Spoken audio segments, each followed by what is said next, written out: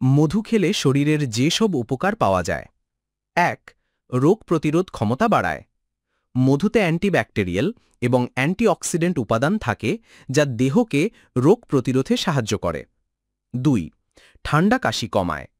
মধু গলা নরম করে এবং কাশি বা গলা ব্যথা উপশমে কার্যকর, বিশেষ করে গরম পানির সঙ্গে মিশিয়ে খেলে ভালো ফল পাওয়া যায়। ৩. হজমে সহায়তা করে। মধু পেটের এনজাইমের কার্যকারিতা বাড়ায় এবং কোষ্ঠকাঠিন্য কমাতে সাহায্য করে। ৪. ভালো ঘুমে সাহায্য করে। রাতে ঘুমানোর আগে হালকা গরম পানির সঙ্গে মধু খেলে ঘুম ভালো হয়। এটি মস্তিষ্কে সেরোটোনিন নিঃসরণে সহায়তা করে। ৫. শরীরে শক্তি যোগায়। মধু প্রাকৃতিক সুগার বা গ্লুকোজ ও ফ্রুক্টোজ সমৃদ্ধ, যা দ্রুত শক্তি দেয়, বিশেষ করে সকালে খালি পেটে খেলে উপকার মেলে। ৬. ত্বক ও চুলের জন্য ভালো। মধু ত্বক মসৃণ ও উজ্জ্বল করে। এটি ফেস মাস্ক হিসেবেও ব্যবহার করা হয়। চুলের ময়েশ্চার ধরে রাখতেও কার্যকর। ৭. ওজন নিয়ন্ত্রণে সাহায্য করে।